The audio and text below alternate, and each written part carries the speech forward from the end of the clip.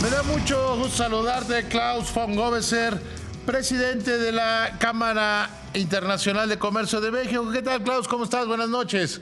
Buenas noches, David. Mucho gusto saludarte. Muy bien, gracias. ¿Tú qué tal? ¿Cómo están viendo? Yo bien, gracias a Dios. ¿Cómo están viendo todo lo que está pasando ustedes que representan empresas globales en México? Mira, lo vemos muy complicado, David. Bueno, como sabes, la Cámara Internacional de Comercio representamos a 45 millones de empresas en todo el mundo. Como sabes, es el organismo, junto con la Cruz Roja, los únicos dos organismos privados que tienen asiento en Naciones Unidas. Es una organización pues que está muy en contacto con todos los organismos, sobre todo que desarrollan el comercio, las inversiones, etcétera, y claramente pues, a ver, perdóname, Klaus, estamos teniendo problemas con la llamada. Vamos a volver a enlazar porque se está perdiendo. Y sí, como decíamos, esta Cámara Internacional de Comercio es una de representación enorme.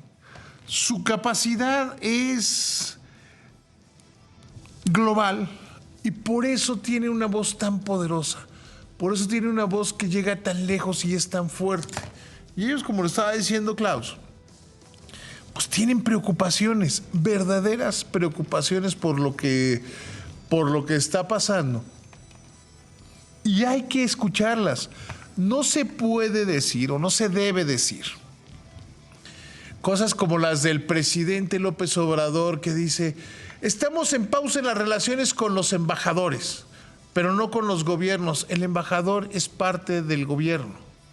El embajador, el de Canadá, o el de los Estados Unidos, o el de Nicaragua, son parte de sus respectivos gobiernos. Son una parte integral y son una parte en la cual hay que ser escuchados. Klaus, a ver si ya nos escuchamos mejor, disculpa. Sí, yo te oigo perfecto, sí, gracias. Cuando se cayó la llamada estabas explicando cuáles eran las preocupaciones.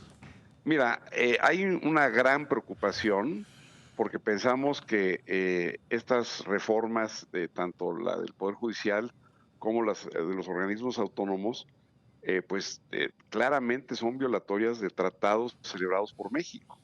Y me parece que el gobierno no está viendo las cosas de una manera correcta, porque al decir, bueno, México claro que es soberano, pero México ha celebrado tratados internacionales, esta administraciones pasadas. De hecho, es el país en el mundo que tiene mayor número de tratados de libre comercio y de tratados de protección a la inversión. Es una economía que se abrió tanto por administraciones pasadas como por esta. De hecho, el acuerdo con Estados Unidos y Canadá pues, es el acuerdo más importante en el mundo, es la región económica más importante del mundo.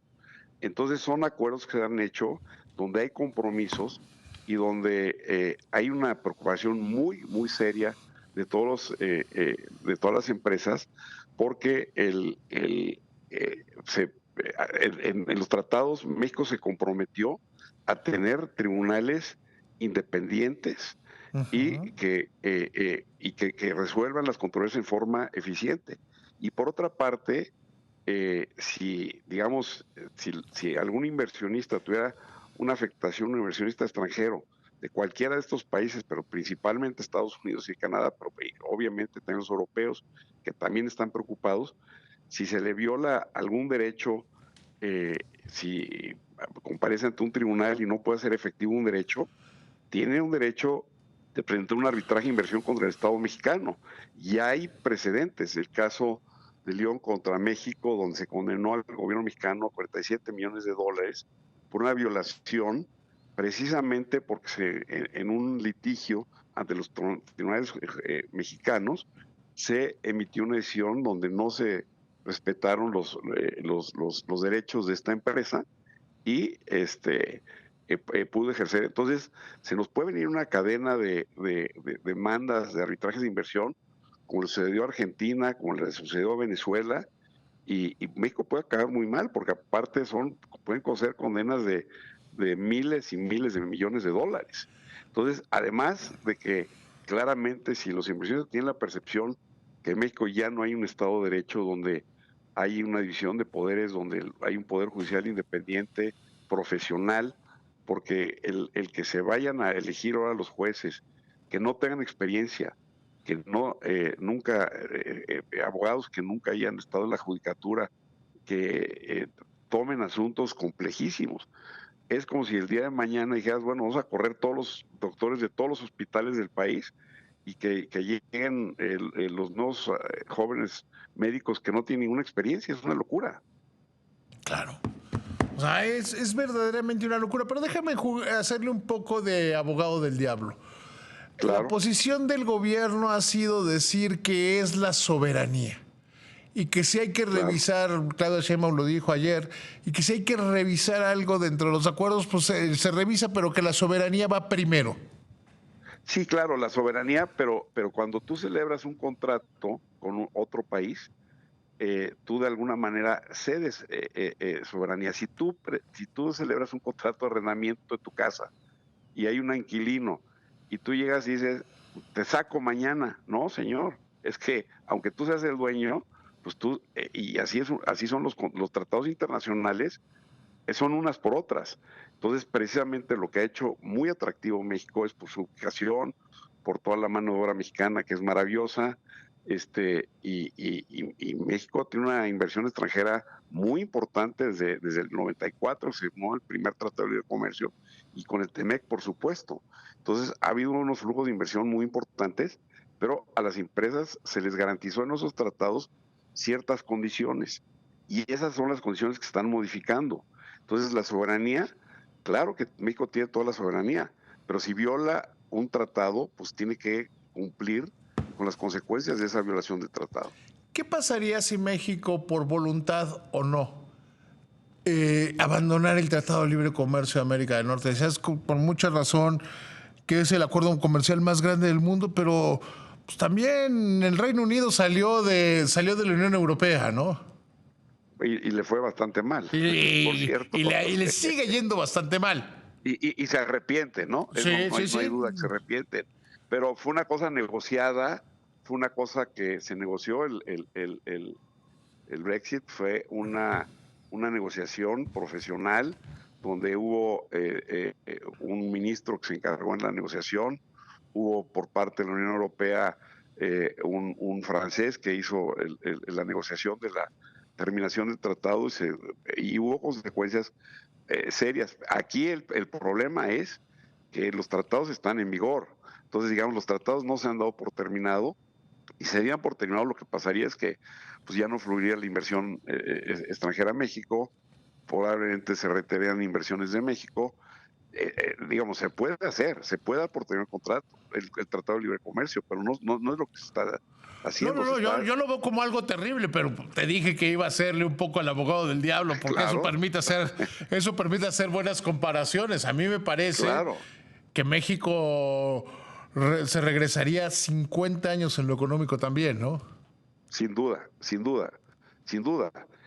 Sería terrible y aparte perder las exportaciones, o sea, la actividad que a lo que mejor le va a México es en la exportación, o sea, desde el 94 que iniciamos todas las exportaciones Que además agrícolas es un sector en el importantísimas. que más se paga en promedio.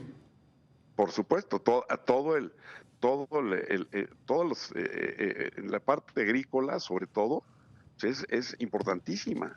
Entonces sería terrible para los agricultores, o sea, sería una afectación para todos los trabajadores mexicanos que trabajan en todas las empresas de maquila. Todo esto sería muy, muy grave. Entonces, realmente no se está midiendo la consecuencia. Y repito, hay ejemplos, está el ejemplo de Argentina, está el ejemplo de Venezuela, y ve dónde están estos países. Entonces, España con la reforma, en México con la contrarreforma a la ley de la industria eléctrica, pues gracias a que hubo tribunales independientes, los inversionistas no se fueron a los arbitrajes de inversión porque lograron encontrar en esos procedimientos ante los tribunales mexicanos, pues tribunales independientes pues, que suspendieron muchos de los efectos de esa contrarreforma a la apertura a toda la ley de energética, sobre todo en energías limpias, ¿no? Y aparte separaron las inversiones energías limpias, y hoy en México hay problemas de apagones, hay falta de inversión en la transmisión de energía, y hay problemas, y las nuevas inversiones del nearshoring que se esperan tienen problemas porque sí hay una falta de energía en el país. Imagínate si ahora los que ya están, pues se les afecta. Entonces, sería una cosa muy, muy seria para la economía. Somos una economía, somos la doceava economía más importante del mundo. Y gracias a los tratados de libre comercio, gracias sobre todo al de Estados Unidos, del TEMEC con Estados Unidos y con Canadá, y eso ha hecho a México un país que ha avanzado muchísimo y muy rápidamente. Y tuvimos un sexenio positivo con inversiones importantes. Entonces, me parece que sí no se está midiendo por el gobierno actual las consecuencias tan graves que puede traer una reforma. ¿Sabes cuál es mi preocupación, Klaus? Que el gobierno actual esté emitiendo facturas que va a pagar el gobierno entrante. Yo creo que eso me preocupa mucho más. Sí, no, pero podría ser una crisis, olvídate del 82, esto podría ser una crisis que nos tardemos no 6 años, puede tardar 12 o 20 años para recuperarnos de esta crisis que se podría dar, y si no se resuelven los temas, pues podríamos, no creo que ningún mexicano quisiéramos llegar a la situación en la que está Venezuela o la propia Argentina. Tienes toda la razón. Klaus, te agradezco muchísimo la llamada. Gracias por contestármela. Gracias, David. Gusto saludarte. Que te vaya muy bien.